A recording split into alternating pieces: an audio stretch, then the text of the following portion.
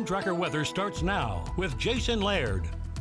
Well, good Tuesday morning, everybody. Hopefully your day's off to a great start bright and early here. Well, as you notice, quite a bit cooler than what we were 24 hours ago throughout the eastern plains. That's still just some lingering effects of, well, the day before yesterday's cold front that was kind of lingering yesterday morning, still offering some colder air toward the Dakotas there, and just enough kind of energy there throughout the eastern plains. A few showers by Miles City, but a very dry and mild start to the day. Still a little bit cooler than normally where we would be at this hour. 48 in Great Falls, 50 degrees in the capital, low 50s in northeastern Montana.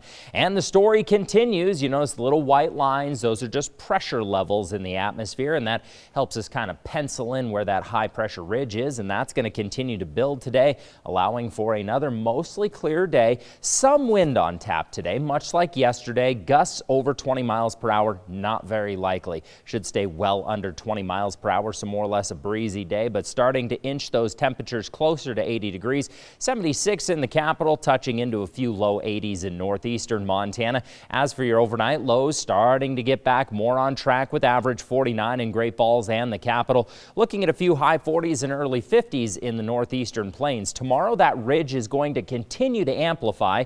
I put kind of the temperature tracker behind it, you know, the little red coloring there. That just shows us when that really hot air starts to move in, and you'll notice in the eastern plains tomorrow, that's when it's really going to start moving in.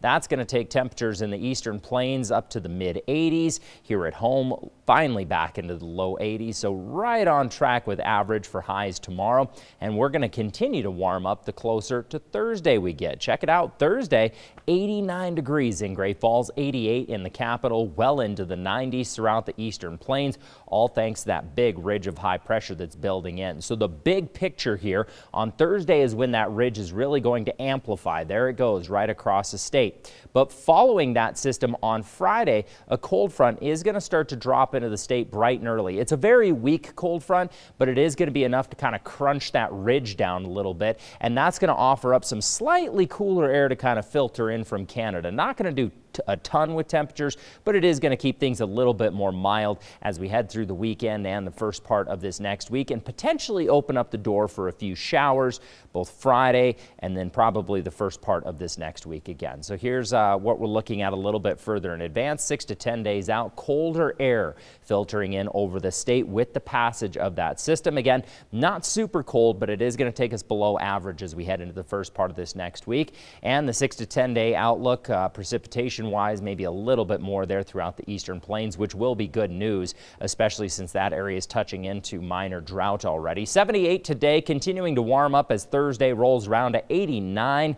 And then you'll notice that colder air settles in. That's going to back temperatures off a little bit through the weekend. Sunday will be the best chance for some isolated storms. 76 degrees today with the high 80s through the middle of the week, Shannon.